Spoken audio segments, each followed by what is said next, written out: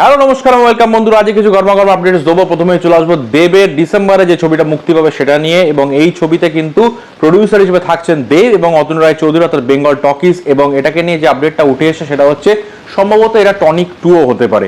আমার কাছে প্রেডিকশন ছিল সেটা হচ্ছে প্রজাপতি 2, তবে এখন শোনা যাচ্ছে টনিক 2ও হতে পারে। এবং এখানে বড় স্টার কাস্ট থাকছে, মিঠুন চক্রবর্তী, দেব, পরাণ বন্দ্যোপাধ্যায় থেকে শুরু করে আরো সমস্ত স্টার কাস্টরা থাকবে। তবে মিঠুন চক্রবর্তী, পরাণ বন্দ্যোপাধ্যায়, দেব মানে কিন্তু বিভৎস কিছু একটা হতে চলেছে বক্স অফিসে। ডিরেক্টর জানিয়েছেন এখন সবে চিন্তা ভাবনার পর্যায়ে রয়েছে, এখনো শুটিং কিছু শুরু হয়নি। এবং এখানে সামাজিক গল্পই থাকবে, তবে কিন্তু বাস্তবতার ছোঁয়া, অর্থাৎ যেটা বারবার প্রডিউসার বলে থাকেন যে পপুলার মুভি যেটা কমার্শিয়াল ইয়েট মানে ফ্যামিলি অডিয়েন্সকেও টাচ করবে সেরকম টাইপের সিনেমা কিন্তু এরা বানাবেন।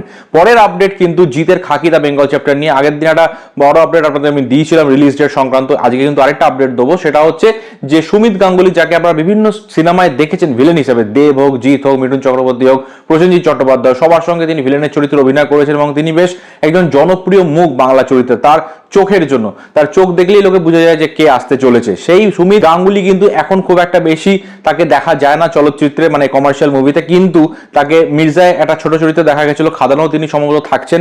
এবং এখন জানা যাচ্ছে খাকি দা বেঙ্গল চ্যাপ্টারও তিনি থাকছেন। এবং শুটিং এর একটি দৃশ্যের একটি ছবি ভাইরাল হয়েছে, সেখানে দেখা যাচ্ছে সুমিত গাঙ্গুলি রয়েছেন। অর্থাৎ খাকি দা বেঙ্গল চ্যাপ্টারে কিন্তু জিতের সাথে সুমিত গাঙ্গুলিকে বহুদিন পরে দেখা যাবে। জানি না তারা স্ক্রিন শেয়ার করবেন কিনা, তবে একই প্রজেক্টে কিন্তু তারা থাকছেন।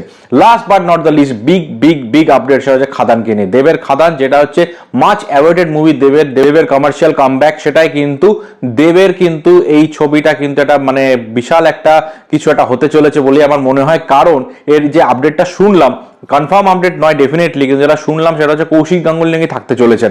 মির্জায় মারাত্মক পারফরমেন্সের পরে কৌশিক গাঙ্গুলিকে সম্ভবত দেব অ্যাপ্রোচ করেছেন একটি রোলের জন্য, কি ধরনের রোল আমরা জানি না। এবং বিদ্যুৎ জাম্মাল থাকার সম্ভাবনা রয়েছে, আমি আগেই বলেছিলাম। যতদূর জানা গেছে যে কৌশিক গাঙ্গুলি এবং বিদ্যুৎ জাম্মালকে আমরা লাস্ট শিডিউলে দেখতে পেতে পারি, যেটা হতে চলেছে আসানসোলে। এবং এই ছবিটা কিন্তু এবছর মুক্তি পাওয়ার সম্ভাবনা খুবই কম। ডিরেক্টর তো নিজে জানিয়েই দিয়েছেন যে এবছরে হওয়ার চান্স কিন্তু খুবই কম, কারণ শুটিং অনেকটা এখনো বাকি আছে। পরের আপডেট যেটা হচ্ছে অযোগ্য ভার্সেস বুমেরাং। আজ ভার্সেস না, অযোগ্য অ্যান্ড বুমেরাংই বলবো, কারণ অযোগ্য ব্লকবাস্টার হয়ে গেছে, বুমেরাং সুপারহিট হয়ে গেছে। ষষ্ঠ সপ্তাহে এসেও কিন্তু দারুণ সংখ্যক শো ধরে রেখেছে দুটো ছবি, এবং এটা কিন্তু যথেষ্ট ভালো সংখ্যক শোজ। 6 উইকে অযোগ্য কিন্তু 32 খানা শো ধরে রেখেছে, বুমেরাং কিন্তু 24 খানা শো ধরে রেখেছে। দারুণ একটা ফিগার। এবং নন হলিডে বা নন ফেস্টিভ্যাল রিলিজ করার পরেও সুপারহিট এবং ব্লকবাস্টার হওয়ার পরেও যে এতগুলো শো ধরে রেখেছে, এবং কালকি থেকে শুরু করে অন্যান্য ছবি রিলিজ করেছে, ইন্ডিয়ান 2 এবং আরো বাংলা ছবি রিলিজ করেছে, তার মধ্যেও যে এতগুলো শো রাখতে পেরেছে এটা কিন্তু একটা বড় ব্যাপার। সুতরাং অবশ্যই বাংলা সিনেমাটা দারুণ একটা টার্ন অ্যারাউন্ড হয়েছে বলে আমার মনে হয়। এবং এই আপডেটসগুলো নিয়ে আপনাদের কি মতামত সেটা নিয়ে অবশ্যই জানাবেন। ভিডিওটি ভালো লাগলে চ্যানেলটি সাবস্ক্রাইব করতে ভুলবেন না, বেল নোটিফিকেশনটা অবশ্যই প্রেস করবেন, কারণ সমস্ত ভিডিও নোটিফিকেশন পাওয়ার জন্য। ধন্যবাদ, দেখা হবে নেক্সট ভিডিওতে। Tata, bye bye.